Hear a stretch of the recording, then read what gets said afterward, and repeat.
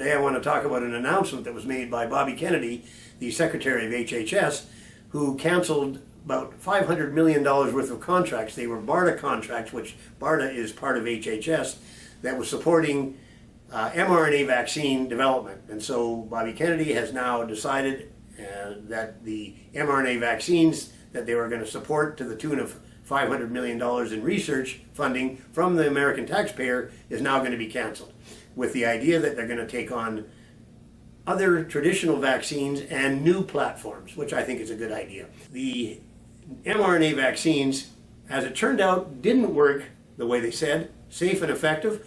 Originally, it was supposed to have been 94% effective. When you think of vaccines, I would say 94% effective would mean that if 100 people get vaccinated, 94 of them won't get the virus if they're exposed to it.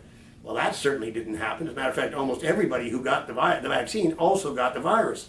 So it didn't protect anywhere near 94. Then they finally reduced it. Oh, well, if you get sick and you're in the hospital, if you had the vaccine, you'll do better.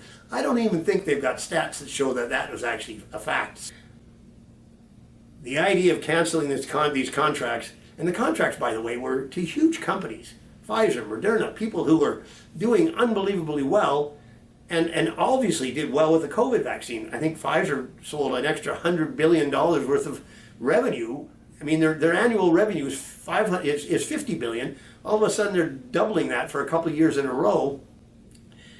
The American taxpayer funded the research to get that drug approved and made.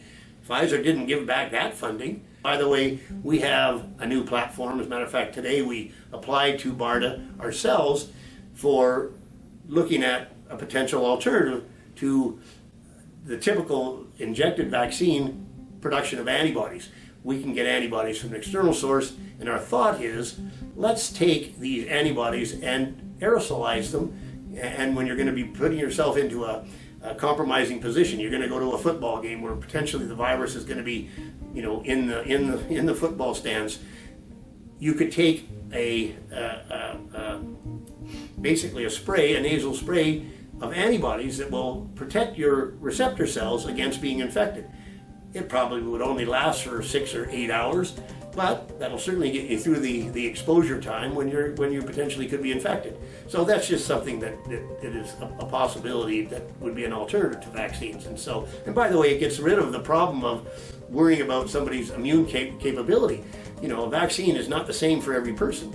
How somebody responds to a vaccine that's very healthy would be way different from somebody that responds to a vaccine that is unhealthy and older and with comorbidities.